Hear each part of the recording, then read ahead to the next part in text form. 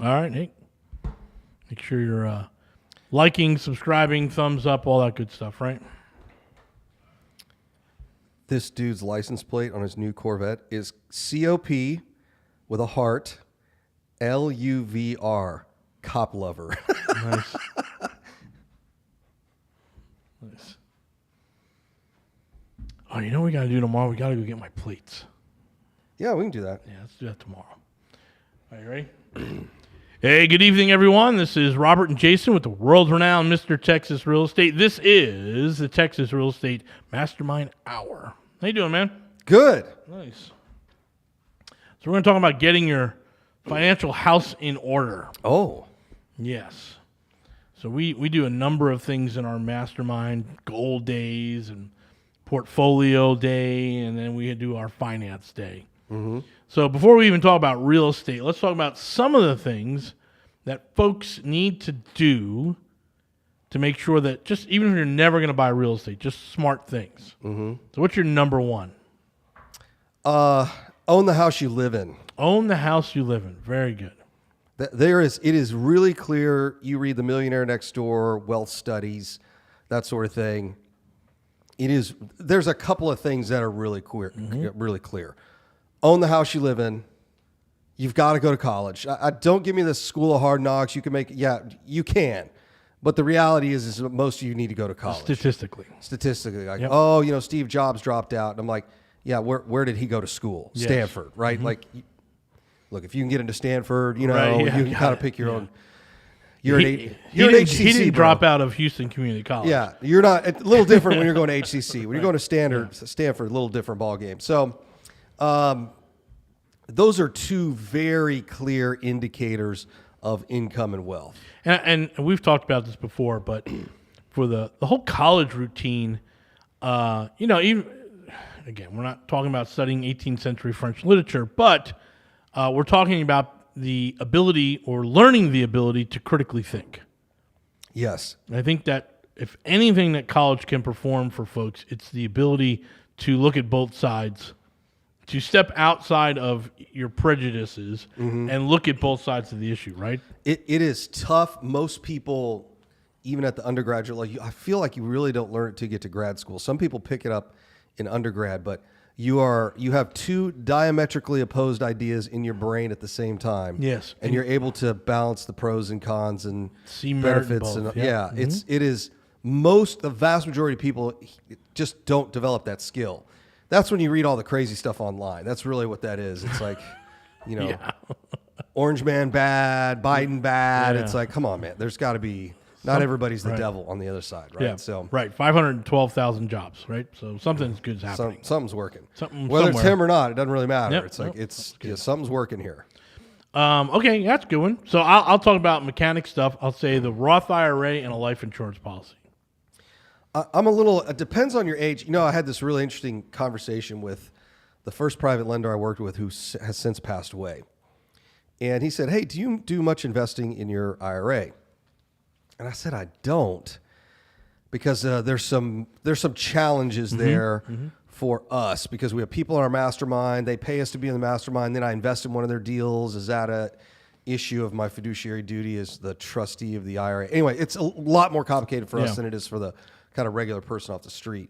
But so I'm explaining that to him, and then he laughed. And he said, yeah, but the laws are going to change 10 times before you retire. I said, that's the other problem. Hopefully I'll be grandfathered. I'm the only thing I do in my Roth is Tesla stocks. Yeah. Well, I think here's done pretty well even though it's down. Yeah. Oh yeah. Well, here's what I'll tell you. I think one of the smartest things you can do. Your company has a match. You invest up to the match. It's free money. Yeah. Do it. Yeah. In fact, we have our guy coming in. Oh, do we? Our guys coming in to give us the pitch. Yeah. So invest in a match. So Roth IRA for me for sure. 401k, invest up to the match, and then life insurance. Yeah. Even just basic stuff. Get some sort of coverage, right? And then figure out, hey, what is that going to look like? And so my policy is going to be different than my wife's policy. Yeah. Right? I don't need her money to survive. Right. Right? So it'll be something different, and we're using her vehicle, her life insurance policy to grow wealth. Versus my policy, which is going to make sure that all her houses that she'll own when I'm gone are paid for. Right. Right? So she can have a beach house and a main house, free and clear, and then have some extra cash. Yeah. So life insurance, we're big fans of. Obviously, 401k, take the match. Roth IRAs, great. Yep. And then that mindset stuff, you got to be able to do some critical thinking. It's really, really critical. No pun intended. And own the house you live in. Yeah, it's really not hard. Like the wealth, the problem is wealth building is a lot like other successful stuff. It's really boring. And The Millionaire Next Door is a real simple guide to that. I'll tell you one of my favorites from Millionaire Next Door. Alan Edmonds shoes. I will never forget when I first read this. I'm like, those things are $300 a pop. But it says in there, he's like, well, here's the deal. They'll last 20 years. Right. Just get a black pair, get a brown pair, switch them out with what you're wearing. Right. You can take him to a cobbler. He knows what to do. Yep. Yeah. You send them back to Alan Edmonds, they'll do it. Yep. So, and the joke is, and he puts it in the book, he said, cheap shoes wear you. Yeah. So once you break in a pair of Alan Edmonds, I wear them without socks. They're the most comfortable shoes I own, just like my cowboy boots, the same way. So it's one of those things where it's like, well, why would you buy that? Well, it lasts. Yes. It's expensive, but it lasts. But it lasts, yeah. So it's a lot of value, right? He talks a lot about automobiles in there. First thing I look at in buying a car is resale value. Yep. And I know that's crazy to hear from a lot of people, but if for a vehicle I'm driving around in, it's resale value. Yeah. Because at some point you're going to, and then it's the total cost of ownership. So, but I think that's it. When you go through The Millionaire Next Door, you start seeing it. Yeah. Right. It's, live in a neighborhood in which, is well below your means. Mm-hmm. Because then you don't get caught in this trap in the race. Yeah. In the race, right? What toy is in the next guy's driveway, right? Right. Yeah. And it's funny because people tell me, "Oh, I'm not that person." I'm like, "Well, here's what we know statistically. When you move into the new house, what do? You buy the new furniture, and within 6 to 12 months, you're buying all new cars. You're buying you're just buying all that stuff. So the more you move, the more you upgrade. Everything in your life gets upgraded, and most people do it whenever they get a bigger check. Yeah. Instead of saving more. So I certainly think that's a big issue. But there's a bunch of those little tips in there, and he breaks it out by case study and by statistic. Yes. Like, I'll give you a good example. Most people who own Rolexes do not buy them. Right. They're gifts. Gifts, yeah. Well, this is what he calls something the glittering rich, and then he calls it just the kind of the rich, if you will. And the folks who have and there's a metric in there, and I can't remember what it's called, but it's essentially an outsized level of wealth for the income you made. Sure. And he basically says, of that subgroup, which are, from a good way to, this is a kind of a scientific way to put it, they are the most efficient wealth builders. They don't make $400,000. In fact, the average of that group makes about $97,000 a year. But compared to how much wealth they created with that amount of money, it's enormous. It's multiples, right? So those 7-8% a year. Yeah, it's not. Right? Yeah, it's not rocket science. There, 7, 8, 10% a year. So he goes back to, well, they're wearing a Rolex? How'd they get it? They got it from their business partner or their spouse. A lot of times their spouse gets it. And who is their spouse? Teacher, nurse, yep. Stay-at-home mom. Number 2, yep. Hey, this is Robert and Jason. We're over now, Mr. Texas Real Estate. Check out our website. Go to our event page at mrtxre.com. mrtxre.com. Go check out. We have so many events coming up in the next 2 weeks. We definitely want to see you here. All right, guys, hang tight. We'll be back. Hey, everyone. Welcome back. This is Robert Jason with world-renowned Mr. Texas Real Estate. It's the Texas Real Estate Mastermind Hour. Guys, look, we got a great event coming up here on February 17th, 18th, and 19th. Yep. That is our 3-day class. It's complete real estate investing. And again, I'm going to tell you who this is for. This is for the professional who's got a job, who's looking at their 401k, realizes this isn't going to work, or someone who's, making a lot of money and needs some tax breaks, going to look for real estate, come to us. We'll figure that stuff out with you. If you're a wholesaler, this really ain't for you. No.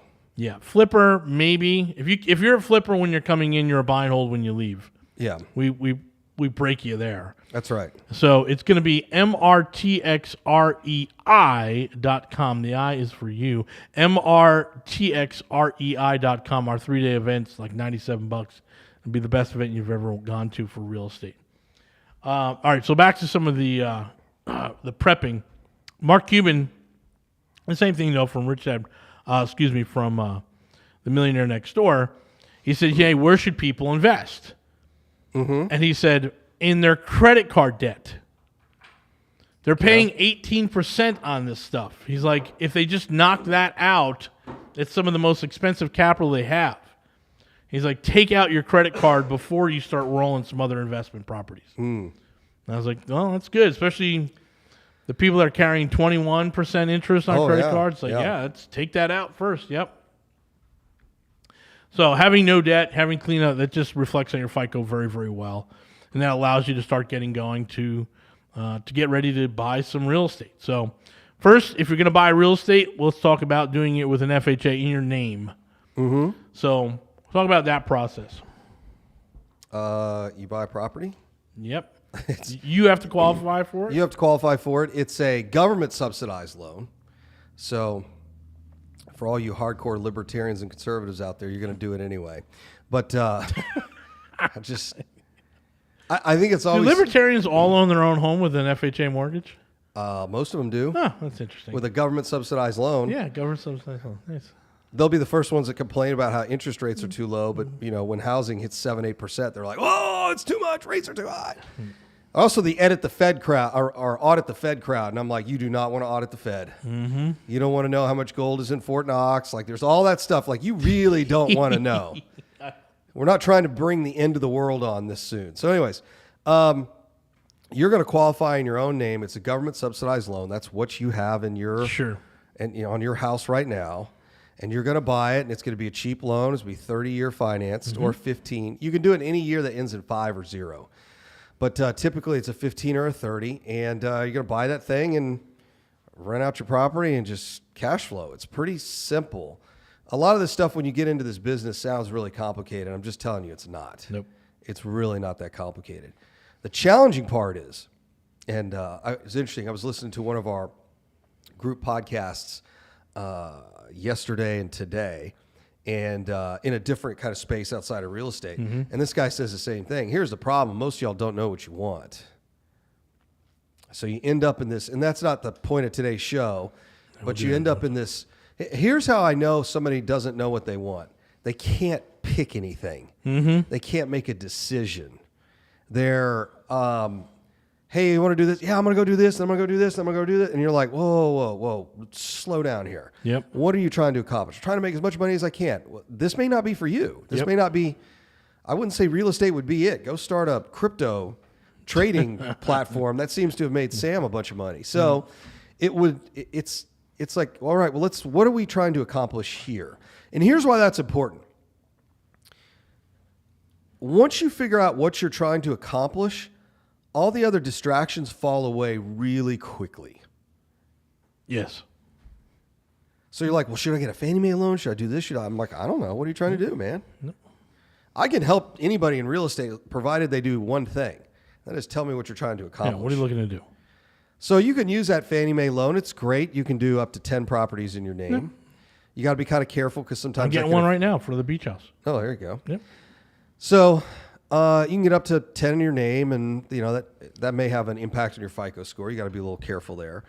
And then you can go into the non-QM space, which are commercial mortgages, which is what we do all day long, and they are way easier to get than the QM mortgages, the Fannie Freddie traditional mortgage. And they're going to be a little more expensive. They are going to be a little more expensive. Probably points up front, and interest rate will be higher. But once you lock in with private money for 30 years, it's not a bad place. It's not a bad place. And I will tell you, if they had these products 10 years ago, when I started in this business, you'd be done. I'd be a gazillionaire. Yep. That really wasn't until the last 2 or 3 years where you had non-QM money that just flowed from on high. It is, for Wall Street to take a 30-year mortgage is pretty incredible. Yeah. So that's what we do all day long. I can only imagine they just keep trading that paper. Oh, that's what they're doing, just selling it. So we go with a non-QM or a commercial loan for a couple reasons. One, there is a cap for FHA loans, right? Yeah. Technically 10. A lot of people struggle to get there, but can't do more than 10. So if you want it 20 single family properties, you have to go with the commercial loan on a single family property. 2, these commercial loans do not reflect on your personal FICO. That's right. So they're always going to pull your FICO score to make sure that you're credit worthy. And if you have massive amounts of mortgages beyond 4, you start getting negatively impacted. So we want to make sure that your FICO is not impacted by the mortgages that you're carrying. And so you go to there. And then 3, like Jason said, they're pretty easy to get. They can be fast moving. When the economy and everything was moving, they were closing in about 3 weeks. They were really fast moving. But here's the difference. You got to have some experience. When you don't have any experience, they look at you like, ooh, I don't know about this guy. But if you've got a couple of Fannie Mae, Freddie Mac, Ag, traditional mortgages where you've got rental properties, 3, 4, 5 of them, they look at you, oh, well, this guy's He knows what he's doing. kind of starting to figure it out, right? So then when you get a big old portfolio, they just go, all right, just give this guy as much Keep money as going. you want. Yep. Yeah, keep going, man. Yep. You want to buy another one? Go for it. So that's typically how it works. Yep. So that would be the types of mortgages that you're going to get. We'll come back. We'll talk about protecting your FICO. We can talk a little bit about it now. That's a big one, right? So it's unfortunate we get people to come to us and it's like, what's your FICO? It's like it's 550. I'm like, oof.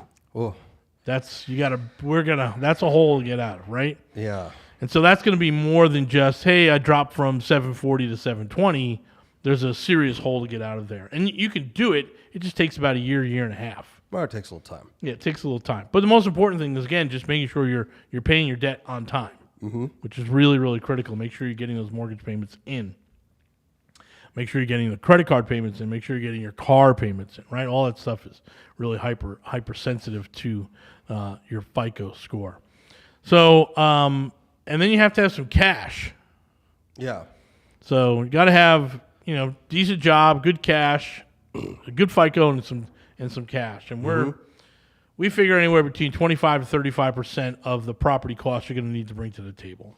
Here's a quick and dirty rule.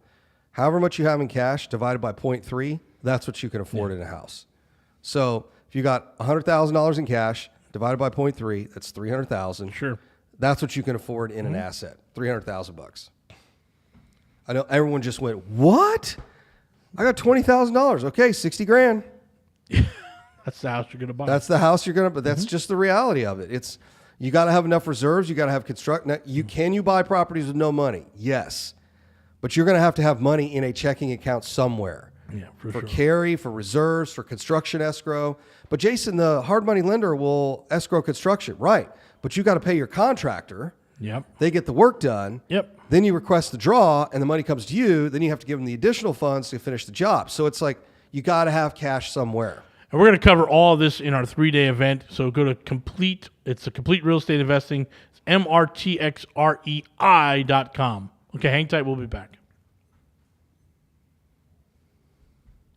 Hey, welcome back, everyone. This is Robert with the world-renowned Mr. Texas Real Estate. This is the Texas Real Estate Mastermind Hour. My mouth is still numb. It's been a week, huh? It's been 10 days. Oof. Yeah. When does it finally? By Friday. By Friday, it's usually a 2 little better. weeks we're usually out. Yeah. Damn.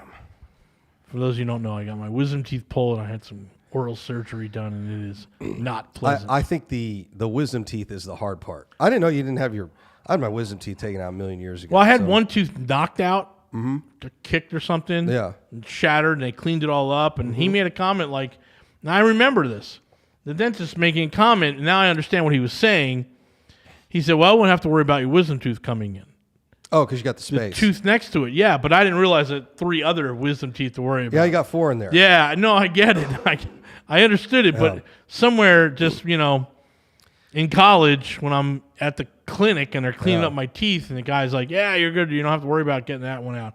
He meant that one, not all 4. Yeah, and the problem is that yours are impacted, which is what causes the most pain. Oh, God, yeah. So I actually had oral surgery when I was 16, and mine were all not impacted, but they went ahead and pulled him. So it's a surgery, knock you out, pull him out. Yep. But the recovery is not that bad. But yeah, when they're impacted like that, I guarantee you that's the worst part of your deal is that piece there, because they're in the. I mean, you took out a big piece of the bone. You did. It still hurts. Yeah. Yeah, it hurts and it's right there by the joint. So yeah, it's yes, not fun. Really, really painful. Even last night, I was like, God, it still hurts. Yeah. Oh, anyway, I don't wish this on anyone. Yeah.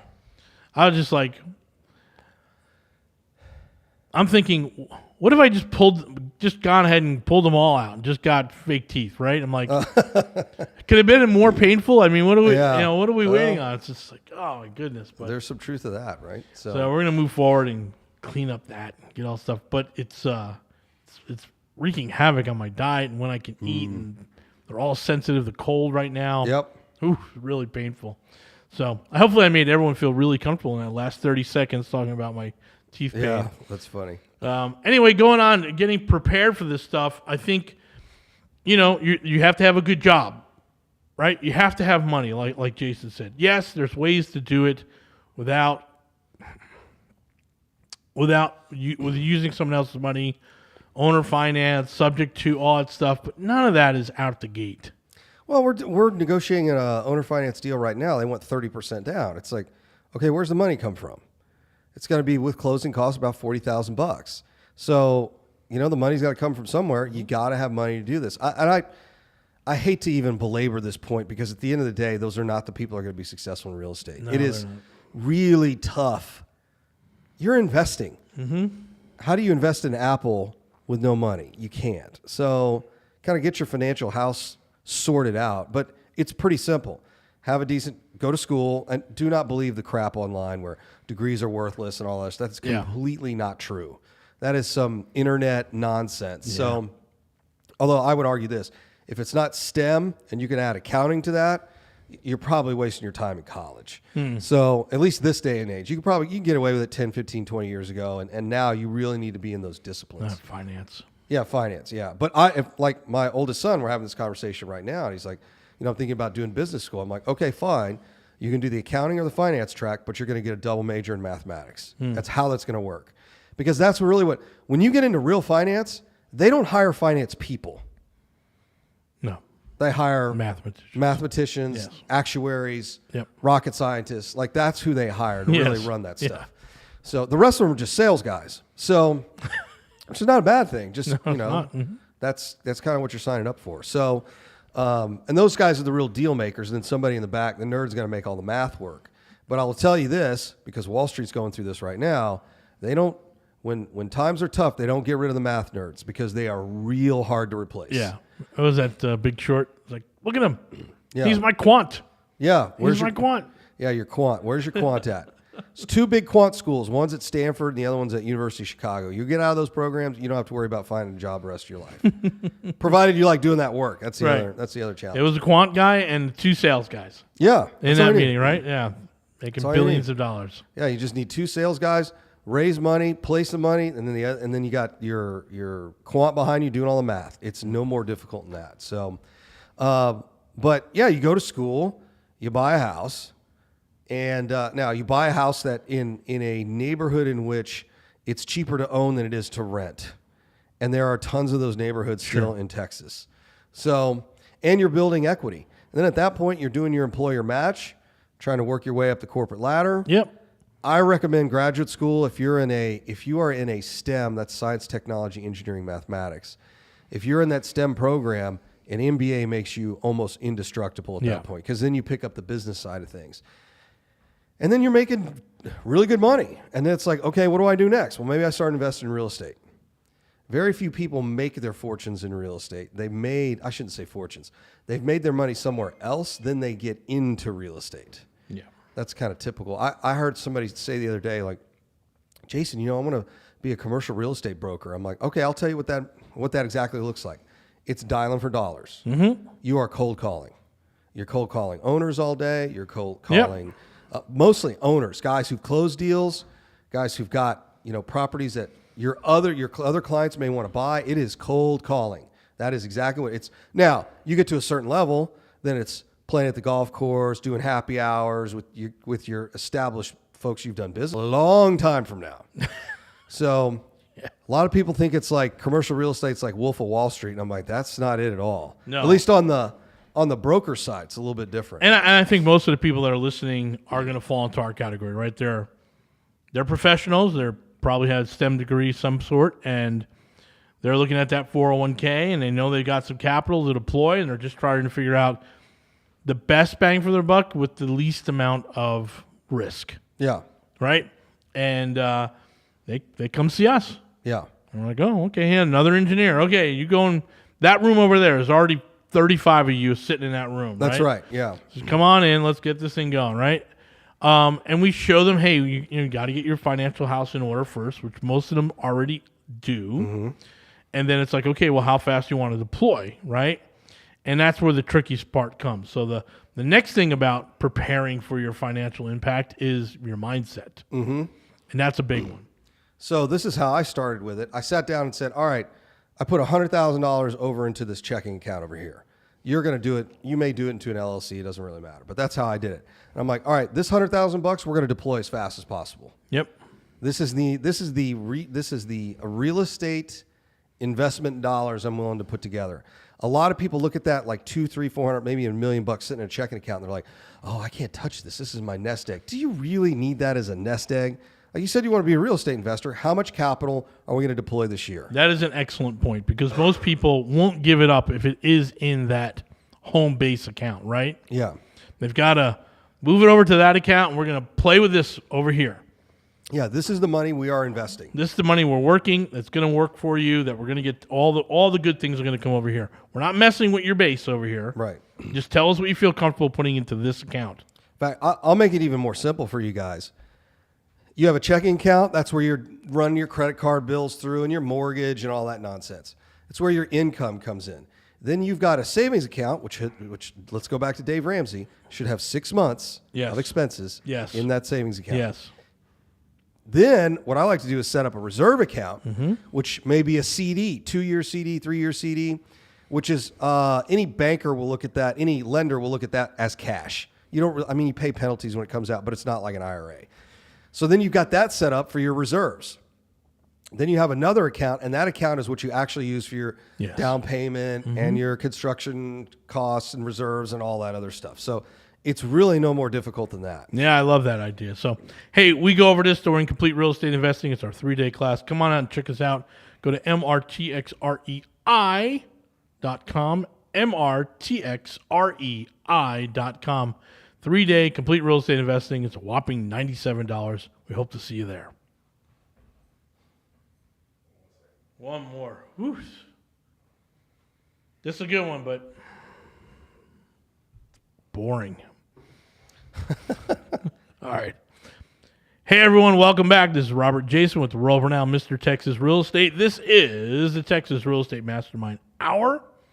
Appreciate everyone here checking this out. So I love that. I love that, setting up your, hey, this is your working capital account, your working bills, right? Money in, money out, your checking account. Put half of that from your paycheck. Here's your savings account. Make sure you got your 6 months reserves. If that flows over, start buying some CDs with that, and then pull out the money that you're willing to work with in real estate. Right.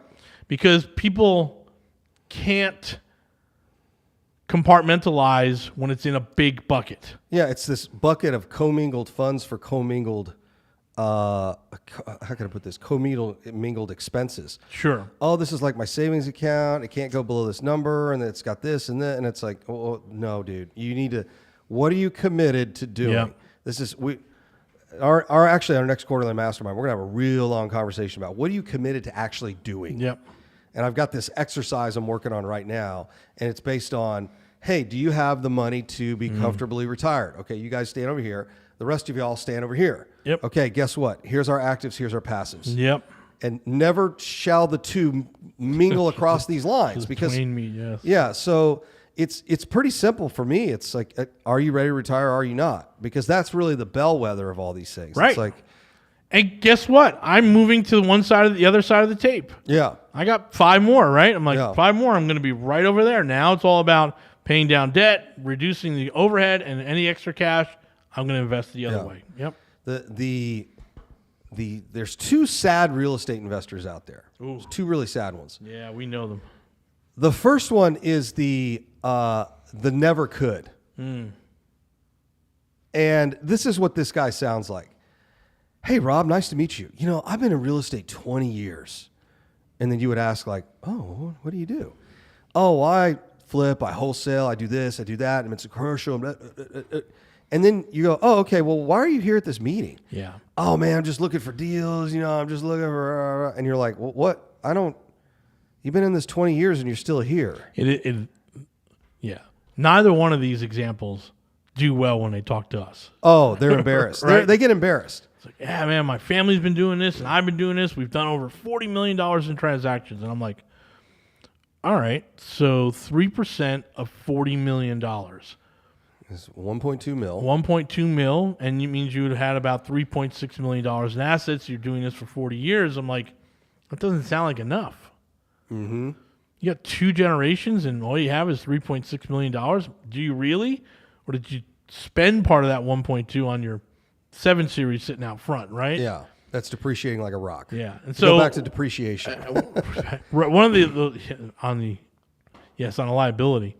And we're like, hey, if you're second generation, man, why are you at real estate coffee hour right in the Heights on a 105-degree day, right? Yeah. Watching this guy talking about all my family's done this. I'm like, my God, if 40 years, how did you mess happened? Up? Yeah, everyone's like, wow, this guy, and we used to host that meeting. Everyone would go, wow, this guy's really great. And then I would say, and literally in the middle of it, I go, well, what happened? Right, what happened? Why? You have 2 generations of real estate. What happened? Yeah. And they look at you like, and then that's when they realize they're dealing with a real player in the marketplace, right? 2 generations of real estate. What happened? Yep. There should be buildings with your name on it. For sure. What happened? Right. When someone tells me they've been in this business over 10 years, I'm like, I've been in this. This will be my 10th year this year. Yep. And I look around and I go, well, you've been in twice as long as me. Mm-hmm. I mean, your net worth ought to be crazy.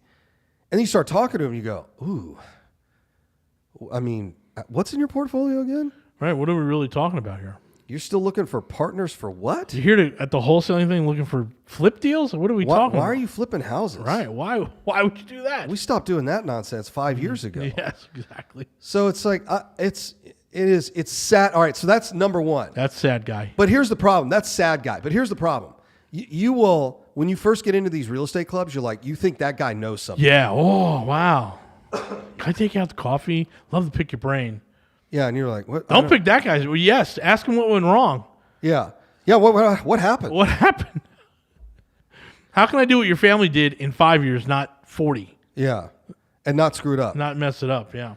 So then there's that was the kind of the has-beens or never was. It's probably a good way to put it. Yep.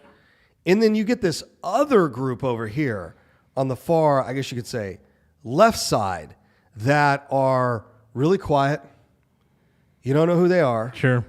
You follow them on Facebook and they're doing like crazy stuff at their ranch, or they're driving their Harley across country, or they're like on these vacations with their family all the time. Yeah, rebuilding a 30-year-old truck. Yeah, they're doing something like that. And you're like, well, wait a minute. Well, who's this guy? And you talk to him at the RIA Club. He's like, yeah, I do a couple of deals here or there. I do a little real estate. Yeah. I do a little real estate, and I know a building or two, and I'm just here. Well, then like, what are you doing here? This is one of the guys that they're real honest. What are you doing here? Well, I haven't seen some of these guys in like a year. Right. So I thought I'd just like pop in and hang out for a little bit. Those are the guys that are serious players. Serious players are not driving Lamborghinis and Ferraris and all that other nonsense. Nope. Most of them aren't. There's a couple of us, but most of them they're not aren't. talking about them either. Yeah, they're not talking exactly. They're not, right? Yep. So, and 9 times out of 10, this is the part I love about it. You meet them, they look kind of homely. Hair's never cut right, wearing I will never forget when I ran into this guy. I don't want to say I ran into, when I was negotiating this deal over on the west side of town. And I walk in, and he's in his 70s. And I look at him, and he looks at me. We're wearing the same color jeans, the same color T-shirt. Like we both had V-neck T-shirts on. I had Converse on. I think he had Nikes. white Nikes, I had white Converse, and we look at each other, and he goes, "Do I know you?" And I'm like, "I don't know. You look familiar." And then it immediately hit me. I'm like, "Is this what I'm going to look like 30 years from now?" I'm you. I'm like, "You're in the future. You're like me in the future." It was so weird. So anyway, you look at these guys; they don't look like anything special. Right. Now, you meet their wives, it's kind of a whole different thing, Ooh, right? yeah, all for sure. all done. Now, real classy, right? Yeah. Mm-hmm. But you can certainly tell, like, she's kind of got the nicer car and all that other stuff, and this dude's wearing a T-shirt and jeans, and Yeah, comfortable. he's usually the first one in line for the free beer and chicken wings. Love it. Yeah, he's One of my favorite private lenders I've been working usually with gone forever. before anyone speaks too. That's true. He's there. That's- He networks. Sees some old He goes, buddies. yeah, he sees the old buddies. Hey, what's going on? It's 8:00 and 7:45, and he's Gotta like, go. "Yeah, I gotta go. Gotta See you guys go." later." So and those are the guys you really want to mimic. Yeah. It's not these other guys that brag and I've been doing this 20 years. It's I've become more sensitive to this in the last couple of years, and that is people lead with their insecurities. So when they say I've got 20 years experience, I'm like, that immediately means to me you're not successful in anything else. Yeah. You have a lot of time, but you don't have a lot of wealth, and you don't have a portfolio. Because when I talk to other guys like that I've just met, and I'm like, well, like this gentleman that was selling this building, and I was like, well, this is pretty cool. I mean, I'm sure this isn't your only one. He goes, oh yeah, I own this one over here and this one, a couple other ones, and then it's funny. He's like, well, I do okay. This is the other thing to say. I do okay, but this buddy of mine owns like 10 times as much as I do. Right. So most people lead with their insecurities. So when you get somebody in a group setting like that, and they say, well, I'm some great real estate investor, and I do this, and I do that, and I do that. What they're really telling you is they're saying what I like to call saying the quiet part out loud. And what they're really saying is, don't dig too deep. This is the part I'm most proud of. I've been here a long time, but that doesn't mean their portfolio matches that. No. And a lot of people, they only go skin deep, and they go, wow, this guy's got 20 years experience. And Guy made $4 million last year on Airbnb. I'm like, no, he didn't. No, he didn't. No, he he didn't. didn't. He did not.